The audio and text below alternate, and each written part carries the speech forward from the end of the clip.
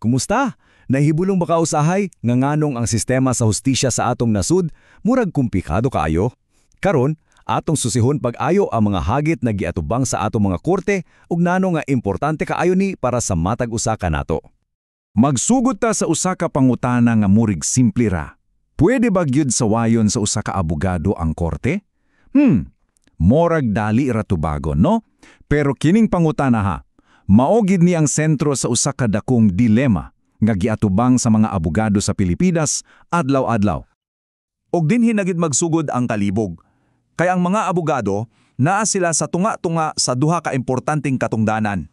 Sa usa ka bahin naa ang Canon 11 nga nagsugo nila nga tahuron ang korte. Apan sa pikas bahin, isip mga miyembro sa Integrated Bar of the Philippines o IBP, mandato sab nilang maningkamot para mapalambo ang hustisya. So unsa may ilang buhaton, kung ang pagtahod sa korte musumpakin naman sa ilang pagpaningkamot para sa tinuod na hustisya. Lisod, di ba? Okay, maunita atong hisgutan karon. Una kanang lisod nga desisyon sa abogado kung kanusa mo tingog. Sunod, atong silipon ng mga liki sa atong sistema. Dayon, mo dive ta sa mga tinuod nga kaso nga nagpakita aning mga kapakyasan. Og sa katapusan, mangita tag gamay nga kahayag unsa may mga posibleng reforma. Sige, ato nang sugdan. Tanawon nato kanang nipis kaayo nga linya nga kanunay gibaktasan sa mga abogado. Sa usa ka kilid, naa ang lehitimong pagsaway, pero sa pikas, naa ang gitawag nga contempt of court o pagtamay sa korte, nga pwede gid makapadisbar o makapapriso nila. So sa papel, klaro kaayo ang sistema, di ba? Ang Korte Suprema ang kinatasan ug sila ang naghupot sa gahom sa tanang abogado. Ilawom sa ilang mga lagda, gimanduan ng mga abogado nga kanunay magpakitag respeto. Bawal jud ang mga abusadong pulong. Mauni ang pundasyon sa ilang propesyon.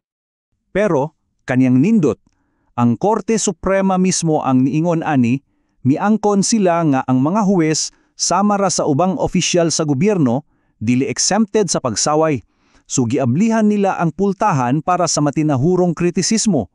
Ug dinhi, ang pagsaway, dili lang basta katungod, usahay, nahimo na kining usa ka obligasyon. Okay, karon, gikan sa mga lagda sa libro, ato ta sa tinuod nga kalibutan. Kay, bisan nung sa pakanindot paminawon ang mga balaod, lahira jud ang realidad sa atong sistema, na agyoy mga dagkong liki nga nagbabag sa pagkaabot sa tinuod nga hustisya. Ug usa sa pinakadakong problema, mao kining gitawag na grave abuse of discretion.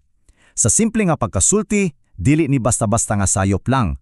Kini kung ang usa ka huwes mohimog desisyon base sa iyang kapriso, sa iyang personal nga pagbati ug dili base sa ebidensya ug sa balaod.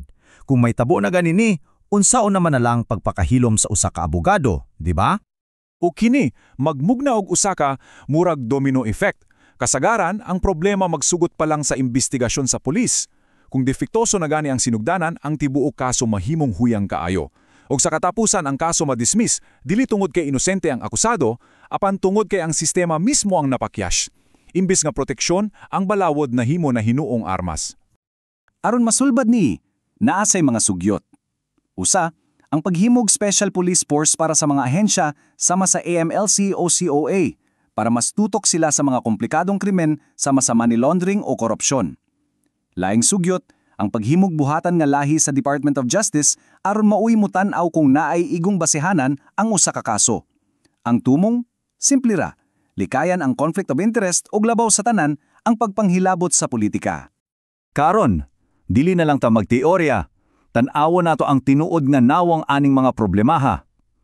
Atong sudlon ang pipila ka sikat kaayo nga mga kaso na nagpakita kung unsa kadako ang kadaot kung ang sistema mismo ang mapakyas.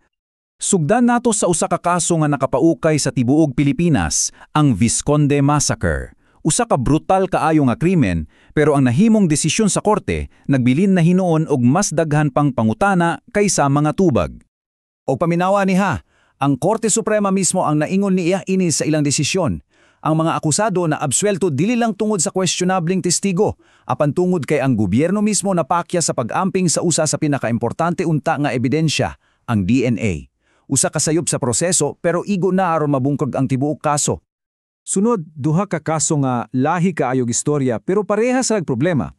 Ang kaso ni kanhi Senador Leila de Lima o ang mga kaso batok sa pamilyang Marcos. Ang ilang komon nga problema? Ang hilabihan. Hilabihan kahinay nga dagan sa hustisya. Tanawa ra gud ni. Ang mga kaso sa mga Marcos gisugdan pa niya tong 1986. 1986, kaping 30 ka tuig na pero nagpadayon gihapon. Si de Lima, 6 ka tuig na priso, ay hapa na dismiss ang usa lang sa iyang 3 ka kaso. Bisan ang konbiksyon ni Imelda Marcos sa 2018 hangtod karon nagbitay paghihapon. Sakto gid diay ang panultihon, justice delayed is justice denied. Ug ang atuan katapusan nga ehemplo, lahi na pud ni. Kini mahitungod sa mga datos sa 2022 elections. O kini nagpakita nga usahay ang hustisya mapakyas dili tungod sa sayop nga desisyon kundi tungod sa walay desisyon. Usa ka grupo ang midangop sa Korte Suprema para ipapreserve unta ang mga data sa eleksyon para sa investigasyon. Pero tungod kay wala dayon ni naaksyonan, ang issue nahimong moot and academic. Sa simple nga pagkasulti, ulahi na ang tanan. Napildi ang kaso dili tungod sa hukom, kundi tungod kay gipahulat lang kini angtud nga wala nay pulos. So karon nga nakita na nato ang mga problema, ang pinakanakong pangutana, unsaon man ni? Unsa may solusyon? Ato anang is-summarize ang atong nakatunan ug tan-awon kung unsa ang nagpaabot sa unahan. Sumao ni ang tibuok hulhagway sa problema.